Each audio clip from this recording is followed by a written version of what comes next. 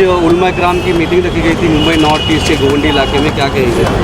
ये लोग सब समाज के लोग साथ में आ रहे हैं, क्योंकि जिस तरह से विपक्ष को दबाया जा रहा है, जिस तरह से लोकशाही धोखे में आई है, तो हर समाज के, सिर्फ उलमा काउंसिल के लोग नहीं, लेकिन अगर हम देखेंगे तो मागास वर्गीय समाज के लोग भी, मातंग समाज के लोग भी, राजपूत भी, अलग अलग राज्यों में सब संगठित हो रहे हैं। और एक लोगों में एक डर है कि इसी तरह से अहंकार करते हुए अगर हुकूमशाही चलती रही तो हम सामाजिक स्तर के ऊपर काम करने वालों के हमारी अस्तित्व का क्या होगा। और जिस तरह से समाज में तिड़ा निर्माण करने का प्रयास जो अब की जो सरकारें कर रही है, और अगर आप देखेंगे कि लगातार बयान भी उनके जिस तरह से आ रहे हैं, तो जो लोगों में एक किस्म का, मैं डर नहीं कहूँगा, लेकिन एक किस्म की एक शासनता है कि भाई ऐसे लोगों को रोकना ये हमारी ज़रूरत है, इसलिए वो आ रहे, खुद होकर आ रहे और हम लोगों को अलग अलग तरीके से मदद करने का काम किया जा रहा है। सर क्या कहेंगे, कल सभा हुई थी जहां पर आदित्य ठाकरे को देखा गया, काफ़ी तादाद में लोग थे।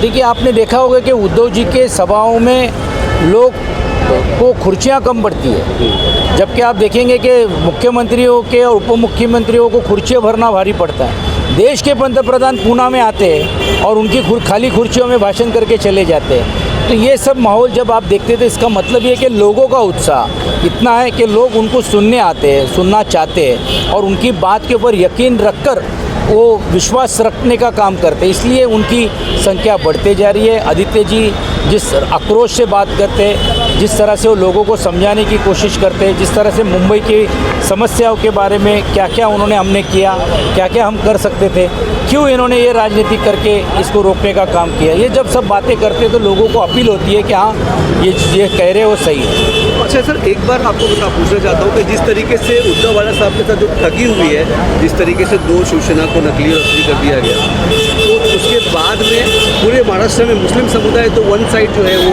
उद्धव वाला साहब को सपोर्ट कर रहा है, उसके ऊपर कैसे आप देखते हैं? सिर्फ मुस्लिम समाज नहीं, मागास वर्गीय समाज, मराठी समाज, सब अलग अलग तरीके के जात धर्म के लोग, क्योंकि महाराष्ट्र की संस्कृति नहीं रही है। जब वो उद्धव जी को देखते तो अपने आप को रिलेट करते कि अगर हमारे घर में भी अगर कोई किराएदार आया और अगर वो कहने लगा कि बस वो अभी ये घर मेरा है, तो ये तो ऐसा हो गया कि कोई भी आएगा कोई भी चला जाएगा करके। इतनी साल की पार्टी, इतनी बड़ी सोच की पार्टी इस राज्य में, वो कुछ लोगों को शायद उनके बारे में शिकायतें भी रही होगी, लेकिन इतनी बड़ी पार्टी को रहने के बाद भी जिस तरह से उनको तोड़ने का काम किया, उनकी निशानी लेके जाने का काम किया, और इतना ही नहीं, उनके पिताजी का नाम भी चोरने का काम कर रहे हैं। तो ऐसे वक्त के ऊपर ये स्पष्ट है कि लोगों में रोष है, और रोष के प्रति ही लोगों का बड़ा पैमाने के ऊपर पाटिंबा बोलो या बड़े पैमाने के ऊपर लोगों का प्यार, स्नेह और भावना ये बढ़ते जा रहे हैं। जिस तरह का मतलब इलेक्शन के टाइम पे देखा जाए कि जिस तरह ये हिंदू मुसलमान किया जा रहा है, खास करके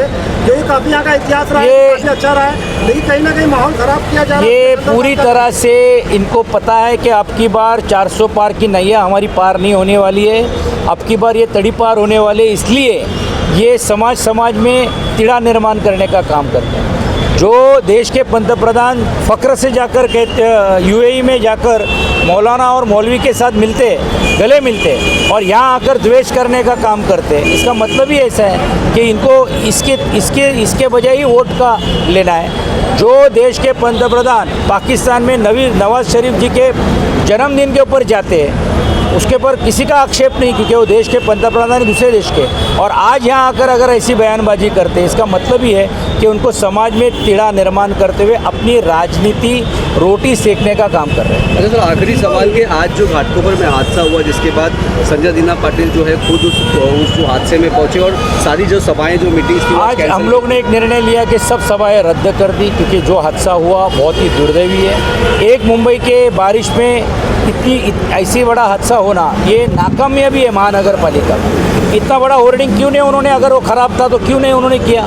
अगर इतना बड़ा होर्डिंग होता तो कल बिल्डिंगें गिर जाएगी, इसका मतलब। तो कहने का मतलब है कि महानगर पालिका का दुर्लक्ष्य है। जो बैठे हुए बॉडी के ऊपर है उसमें मुख्यमंत्री और उप मुख्यमंत्री पूरी तरह से मलिदा खाने में मशरूफ़ है, लेकिन लोगों की समस्या देखने का काम किया नहीं जा रहा है। सर, 2 दिन पहले मोदी जी ने महायुति के उम्मीदवारों की नैया पार लगाने के लिए पीएम को दौरे का तौर पर देखा जा रहा है, क्या प्रधानमंत्री जी के हमारे नेता ने ये कहा कि महाराष्ट्र की इतनी शक्ति है कि आपको हम रास्ते पे लेके आएंगे, और इसलिए आपने देखा होगा कि अभी देश के पंतप्रधान को रोड शो करना पड़ रहा है मुंबई में।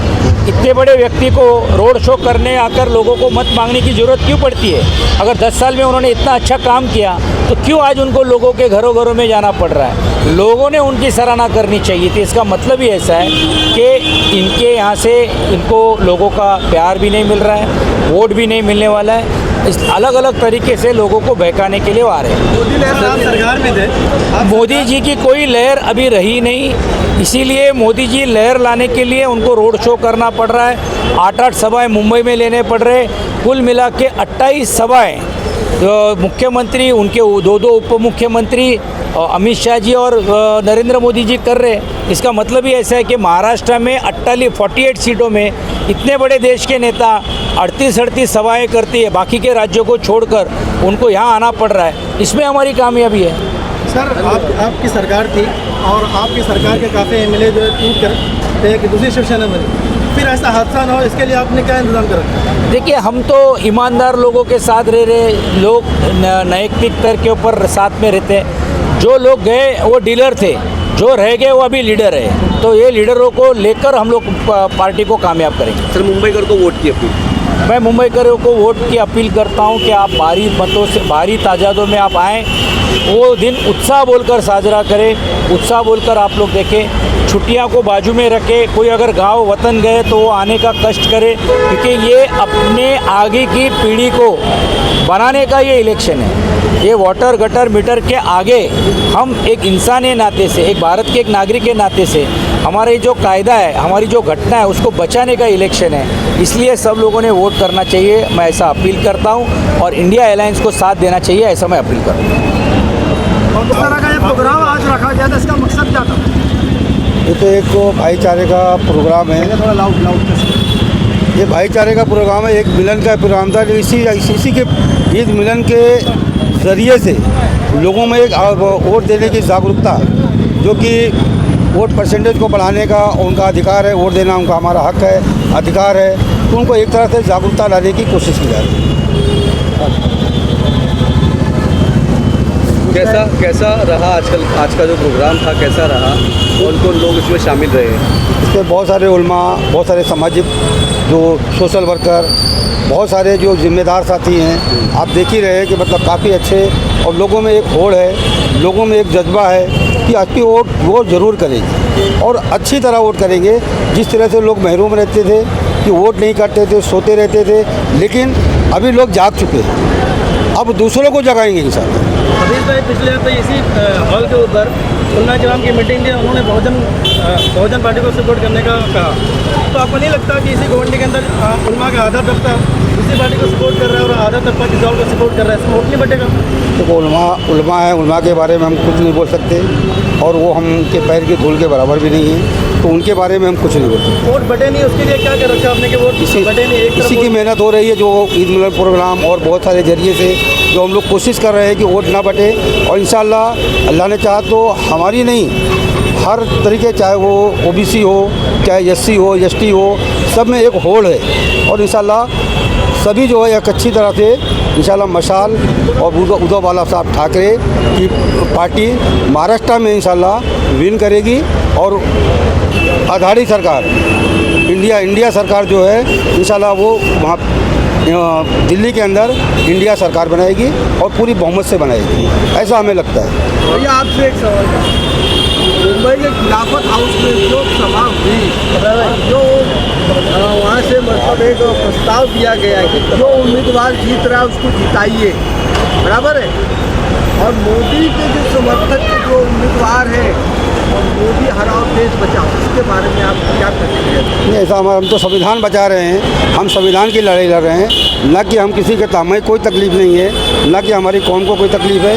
हम तो जो देश की व्यवस्था, जो देश का कानून, जो हमारे हम बाबा साहब अम्बेडकर ने जो बनाया, जिसके ज़रिए सबको बराबर का हिस्सा मिल रहा है, बराबर का अधिकार मिल रहा है, हम तो जो संविधान बदलने की बात हो रही है, हम संविधान बचाने की लड़ाई लड़ रहे हैं।